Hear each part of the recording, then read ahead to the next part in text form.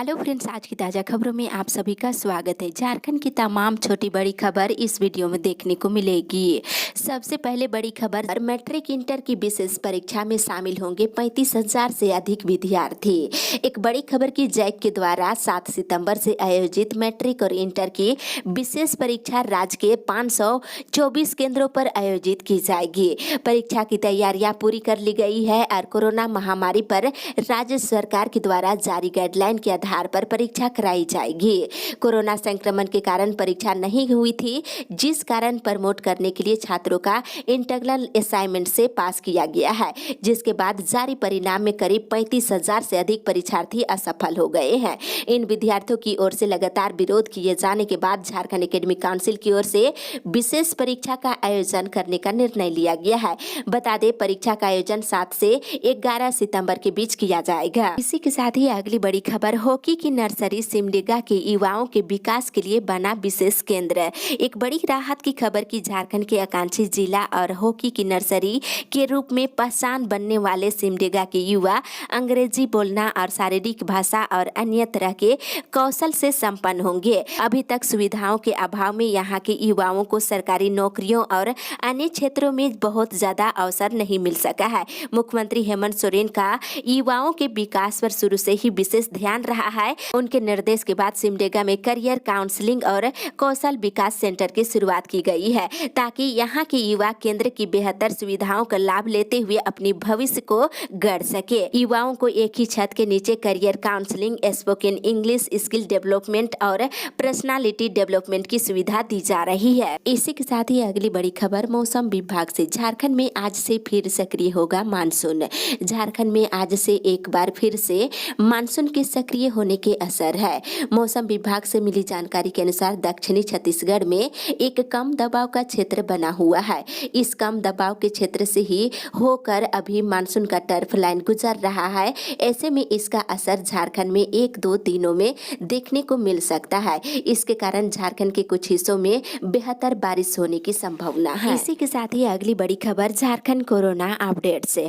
झारखंड में पिछले 24 घंटे के दौरान कोरोना के 27 नए मरीज मिले हैं, जिसमें बोकारो से 2, चतरा से 2, धनबाद से 2, पूर्वी सिंहभूम से 6 और रांची से 15 नए मरीज मिले हैं। वहीं पिछले 24 घंटे के दौरान 20 मरीज स्वस्थ हुए हैं, जिसमें धनबाद से 7, पूर्वी सिंहभूम से 2, गोड्डा से 2, खूंटी से 3, लातेहार से 1 और रांची से 5 मरीज स्वस्थ हुए हैं। वहीं राज्य में एक्टिव केस की संख्या 137 हो गई है, जिसमें बोकारो में 4, चतरा में 1, देवघर में 3, धनबाद में 13, दुमका में 1, पूर्वी सिंहभूम में 4, गोड्डा में 3, जामताड़ा में 10, खूंटी में 5, लातेहार में 2, रामगढ़ में 3, रांची में 72, साहिबगंज में 4, सरायकेला में 3, सिमडेगा में 1 और पश्चिमी सिंहभूम जिले में 1 एक्टिव केस है। इसी के साथ ही अगली बड़ी खबर, शिक्षक दिवस के दिन उपवास पर बैठेंगे बीत रहित शिक्षक। झारखंड बीत रहित शिक्षक संघर्ष मोर्चा 5 सितंबर को शिक्षक दिवस पर समारोह नहीं मनाएंगे और प्रत्येक स्कूल के शिक्षक और कर्मचारी संस्था के सामने उपवास पर रहेंगे। 7 सितंबर को मोर्चा हजारों शिक्षकों के साथ विधानसभा के सामने महाधरना देंगे और अपनी मांगों से संबंधित ज्ञापन विधानसभा के सभी सदस्यों को देंगे। वहीं मोर्चा 2 अक्टूबर को शिक्षा मंत्री जगन्नाथ महतो के आवास का घेराव करेंगे। वहीं मोर्चा की ओर से 6 सितंबर को मुख्यमंत्री और मुख्य सचिव और शिक्षा सचिव को मांगों से संबंधित ज्ञापन दिया जाएगा। इसके बाद भी बात नहीं बनती है तो 10,000 शिक्षकों के साथ मुख्यमंत्री आवास का घेराव किया जाएगा। इसी के साथ ही अगली बड़ी खबर, मंत्री और अफसरों को मिलेगा 40,000 तक का मोबाइल फोन। एक बड़ी खबर की झारखंड के मंत्री और अधिकारी अब आधुनिक तकनीकी वाले महंगे फोन का उपयोग करेंगे। इसके लिए वित्त विभाग ने बुधवार को अधिसूचना जारी कर दी है। मंत्रिमंडल की बैठक में इसे पहले ही मंजूरी मिल चुकी है। अधिसूचना के अनुसार मंत्रियों को अब राज्य सरकार की ओर से 40,000 रुपये तक का मोबाइल फोन दिया जाएगा और मंत्रियों के साथ साथ ये सुविधा राज्य मंत्री और उप मंत्री को भी मिलेगी। इसी के साथ ही अगली बड़ी खबर, 19 सितंबर को 2 पालियों में होगी 7वीं संयुक्त सिविल सेवा प्रारंभिक परीक्षा। झारखंड लोक सेवा आयोग की 7वीं संयुक्त सिविल सेवा प्रारंभिक परीक्षा 19 सितंबर को 2 पालियों में आयोजित की जाएगी। आयोग ने बुधवार को इस परीक्षा से संबंधित महत्वपूर्ण सूचनाएं जारी कर दी है। वहीं बता दें, अभ्यर्थियों को परीक्षा के समय ये स्व घोषणा पत्र देना होगा कि उसे ना तो बुखार, सर्दी और बदन दर्द और खांसी है और ना ही वे हाल में किसी कोरोना पॉजिटिव के संपर्क में आए हैं। इसी के साथ ही अगली बड़ी खबर, 30 सितंबर तक मनाया जाएगा राष्ट्रीय पोषण माह। बता दें, इधर झारखंड में केंद्र के निर्देश पर 30 सितंबर तक राष्ट्रीय पोषण महीना मनाया जाएगा। बुधवार को इसका शुभारंभ कर दिया गया है। इस पोषण महीने के दौरान आंगनबाड़ी सेविका, सहिया और एएनएम के द्वारा उनके पोषक क्षेत्र के सभी बच्चों की लंबाई, ऊंचाई और वजन की माप के द्वारा अति गंभीर कुपोषित बच्चों की पहचान की जाएगी। साथ ही चिन्हित अति गंभीर कुपोषित बच्चों का निकटवर्ती कुपोषण उपचार केंद्रों में भर्ती कराया जाएगा। वहीं इस अभियान के तहत महिलाओं, किशोरियों और बच्चों में एनीमिया की जांच भी की जाएगी। इसी के साथ ही अगली बड़ी खबर, शराब दुकानों में लगाए एमआरपी डिस्प्ले बोर्ड। राज्य में अधिकतम खुदरा मूल्य से ज्यादा मूल्य पर शराब की बिक्री की शिकायत के बाद उत्पाद मुख्यालय ने एक सख्त निर्देश जारी किया है। उत्पाद मुख्यालय से आयुक्त उत्पाद अमित कुमार ने बुधवार को सभी सहायक आयुक्त उत्पाद और सभी अधीक्षक उत्पाद को जारी निर्देश में ये अनिवार्य कर दिया है कि शराब की सभी खुदरा दुकानों में अब डिस्प्ले बोर्ड लगाया जाए, जिसमें एमआरपी को भी डिस्प्ले करने का निर्देश दिए हैं। डिस्प्ले बोर्ड नहीं लगाने पर उस दुकानदार पर कार्रवाई की जाएगी। इसी के साथ ही अगली बड़ी खबर, उर्दू शिक्षकों के वेतन को लेकर राशि जारी। प्राथमिक शिक्षा निदेशालय ने राज्य के प्राथमिक विद्यालयों में कार्यरत उर्दू शिक्षकों की वेतन भुगतान के लिए 22.78 करोड़ रुपए जारी कर दिए हैं। योजना मद की इस राशि से उर्दू शिक्षकों के वित्तीय वर्ष 2021-22 में वेतन का भुगतान किया जाएगा। वहीं बता दें, इस राशि से बकाये वेतन का भुगतान नहीं किया जाएगा। इसी के साथ ही अगली बड़ी खबर, राजधानी में लगाए जाएंगे बिजली के 3.5 लाख प्रीपेड स्मार्ट मीटर। इधर राजधानी में इसी महीने घरों में बिजली के प्रीपेड स्मार्ट मीटर लगाने का काम शुरू हो जाएगा। रांची में 3.5 लाख प्रीपेड मीटर लगाए जाएंगे। यहाँ के सभी प्रतिष्ठानों, दुकानों और घरों से बिजली के वर्तमान मीटर निकाल लिए जाएंगे। इनकी जगह प्रीपेड मीटर लगाने की योजना शुरू की गई है। इसके लिए बिजली विभाग के आईटी सेल ने टेंडर की प्रक्रिया शुरू कर दी है। वहीं विभाग के अधिकारियों का कहना है कि इस सर्वर से उपभोक्ताओं के मोबाइल नंबर को जोड़ दिया जाएगा। जब उसके प्रीपेड मीटर में राशि कम होते ही मैसेज उसके पास जाने लगेगा। वहीं रिचार्ज की रकम 10 रुपये पहुँचते ही उसे अलर्ट मैसेज भी भेज दिया जाएगा। वहीं दूसरी ओर एक क्लिक पर मरीज की पूरी जानकारी। इधर राज्य के सबसे बड़े अस्पताल रिम्स को हाईटेक बनाने की कवायद शुरू कर दी गई है। मरीजों का डिजिटल डेटाबेस तैयार किया जाएगा। आपको बताते चले, इसमें अस्पताल के हर विभागों को जोड़ा जाएगा, जिससे वहां की जानकारी तुरंत मिल सके।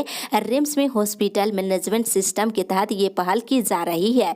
निजी अस्पतालों की तरह मरीजों के इलाज की पूरी जानकारी एक क्लिक पर ही आप देख सकते हैं। इसके अलावा अस्पताल के विभिन्न वार्ड में दवा की स्थिति पर भी नजर रहेगी। वहीं जरूरत पड़ने पर तुरंत दवा मुहैया कराई जाएगी। इसी के साथ ही अगली बड़ी खबर, कोविड गाइडलाइन के साथ खुले धार्मिक स्थल।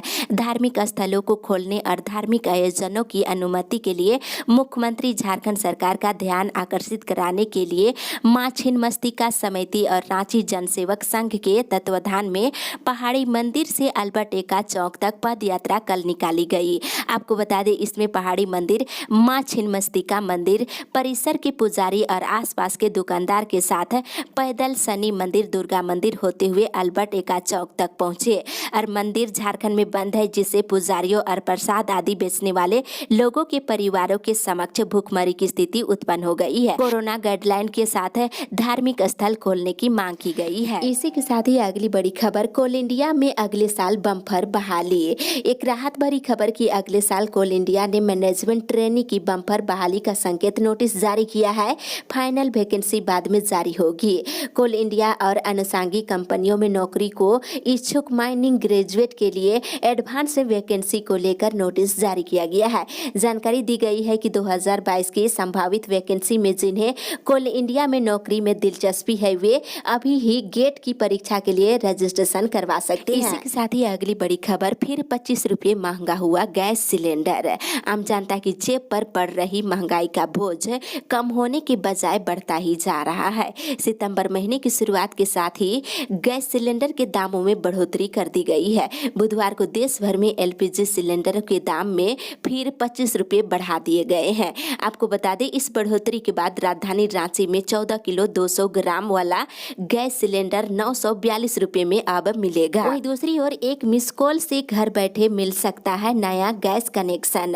अब नए गैस कनेक्शन के लिए ज़्यादा परेशान होने की ज़रूरत नहीं है, बस एक मिस कॉल से ही घर बैठे नया कनेक्शन मिल सकता है। मिस कॉल इस नंबर पर आपको देना होगा। इंडियन ऑयल कॉरपोरेशन लिमिटेड के 62वें वर्षगांठ के अवसर पर संपूर्ण बिहार और झारखंड में नए स्कीम की घोषणा की गई है। इसी के साथ ही अगली बड़ी खबर, पहली से 12वीं के संशोधित सिलेबस पर सहमति। सरकारी स्कूलों में पहली से लेकर 12वीं कक्षा के सिलेबस में 25% की कटौती पर विभाग की स्वीकृति मिल चुकी है। संशोधित सिलेबस गुरुवार को जारी किए जाने की संभावना है। झारखंड शैक्षिक अनुसंधान और प्रशिक्षण परिषद ने इसकी तैयारी पूरी कर ली है। स्कूली शिक्षा और साक्षरता विभाग के सचिव राजेश शर्मा की अध्यक्षता में बुधवार को बैठक में सिलेबस पर सहमति दे दी गई है। इसी के साथ ही अगली बड़ी खबर, आंदोलनकारियों का राजधानी रांची में मशाल जुलूस कल। झारखंड आंदोलनकारी संघर्ष मोर्चा जिला समिति के तत्वाधान में झारखंड आंदोलनकारियों के लिए विशेष सत्र आहूत करने की मांग को लेकर 3 सितंबर को मशाल जुलूस निकाला जाएगा। ये मशाल जुलूस शहीद स्थल से लेकर अल्बर्ट एक्का चौक होते हुए सरजना चौक तक जाएगी और जुलूस में शामिल लोगों के द्वारा नारा लगाया जाएगा और आंदोलनकारियों के लिए विशेष सत्र आहूत करने की मांग की जाएगी। इसी के साथ ही अगली बड़ी खबर, रिक्त पदों पर कोर्ट ने मांगी प्रगति रिपोर्ट।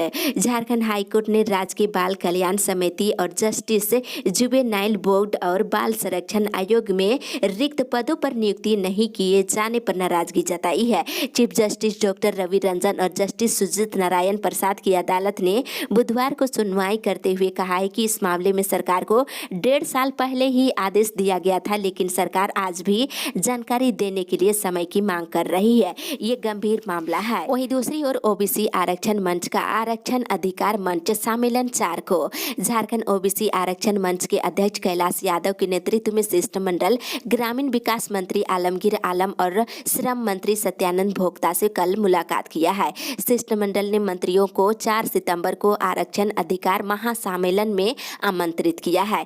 झारखंड ओबीसी आरक्षण मंच ओबीसी की 27 और अनुसूचित जाति को 15 और निजी क्षेत्रों में 75% आरक्षण सीमा बढ़ाने की मांग को लेकर निरंतर आवाज उठाने का कार्य कर रहा है। इसी के साथ ही अगली बड़ी खबर, स्वास्थ्य मंत्री बाना गुप्ता से मिला एनएसयूआई का प्रतिनिधि मंडल। कांग्रेस छात्र संगठन झारखंड एनएसयूआई के प्रदेश उपाध्यक्ष इंद्रजीत सिंह के नेतृत्व में डिप्लोमा इन फार्मेसी के विद्यार्थियों के मामलों को लेकर स्वास्थ्य मंत्री बाना गुप्ता से कल मुलाकात कर एक ज्ञापन सौंपा गया है।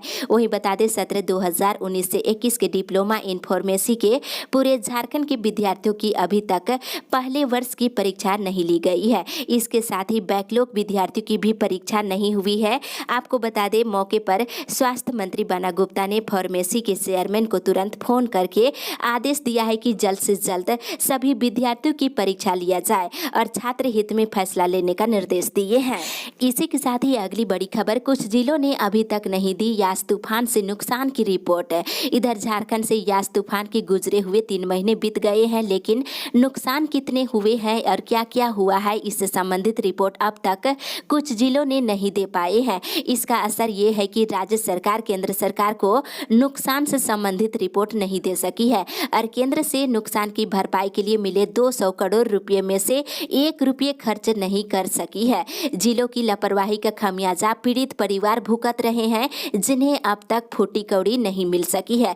विभागीय अधिकारियों से मिली जानकारी के अनुसार तूफान से नुकसान के एवज में मुआवजा भुगतान को लेकर केंद्र सरकार ने जो गाइडलाइंस जारी की है, उसके अनुरूप रिपोर्ट नहीं होने पर 1 पैसा नहीं दिया जाएगा। सभी जिलों से रिपोर्ट मिलने के बाद संयुक्त रिपोर्ट तैयार कर केंद्र सरकार को भेजा जाएगा। उसके बाद मुआवजे की भुगतान की जाएगी। इसी के साथ ही अगली बड़ी खबर, उज्ज्वला दीदी को बीमा योजना से जोड़ने के लिए उठाई गई मांग।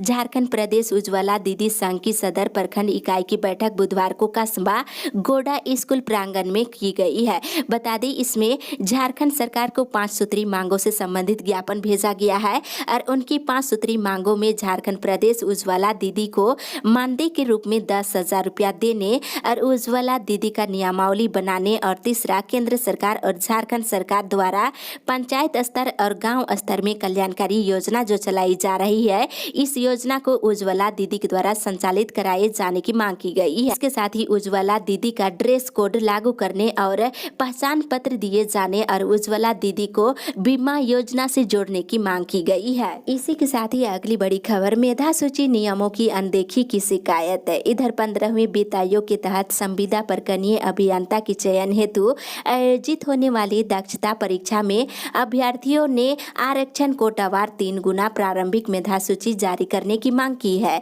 इस बारे में अभ्यर्थियों ने बताया है कि लिखित परीक्षा 5 सितंबर को निर्धारित है और लिखित परीक्षा में शामिलित होने के लिए प्रारंभिक मेधा सूची का प्रकाशन किया गया है, जो विभागीय आदेश के विपरीत है। वहीं दूसरी ओर सीटेट सफल को शिक्षक नियुक्ति में शामिल करने की मांग है। इधर आगामी प्राथमिक और माध्यमिक स्कूल शिक्षक नियुक्ति प्रक्रिया से पहले जेटेट 2021 परीक्षा आयोजन करने और अन्य राज्य के तर्ज पर सीटेट पास छात्रों को झारखंड राज्य शिक्षक नियुक्ति में मान्यता देने और शामिल करने की मांग को लेकर स्माइल ट्रस्ट के तत्वाधान में जेटेट और सीटेट पास अभ्यर्थियों ने महागामा विधायक पीका पांडे सिंह को कल ज्ञापन सौंपे हैं और ज्ञापन में सीटेट सफल को भी शिक्षक नियुक्ति में शामिल करने की मांग किए हैं। इसके साथ ही अगली बड़ी खबर, होल्डिंग टैक्स नहीं देने वाले 20,000 लोगों को नोटिस। इधर रांची नगर निगम ने होल्डिंग टैक्स नहीं देने वालों के खिलाफ शिकंजा कसना शुरू कर दिया है। होल्डिंग टैक्स वसूली करने वाली एजेंसी ने शहर में मकान, फ्लैट और विभिन्न तरह के प्रतिष्ठान और छोटे कल कारखानों का संचालन कर रहे वैसे 20,000 लोगों को चिन्हित किया है जो टैक्स का भुगतान लंबे समय से नहीं कर रहे हैं। इन लोगों के खिलाफ नोटिस तैयार कर लिया गया है और नोटिस देने का काम शुरू कर दिया गया है। वहीं दूसरी ओर रांची नगर निगम ने फ्लैट बुकिंग की तारीख बढ़ाई। बता दें, इधर प्रधानमंत्री आवास योजना के तहत एचईसी के धुरवा में बन रहे फ्लैट की बुकिंग की तारीख रांची नगर निगम की ओर से बढ़ा दी गई है। आवेदकों की इस भीड़ को देखते हुए नगर निगम ने आवेदन फॉर्म जमा करने की तिथि 15 सितंबर तक के लिए बढ़ाई है।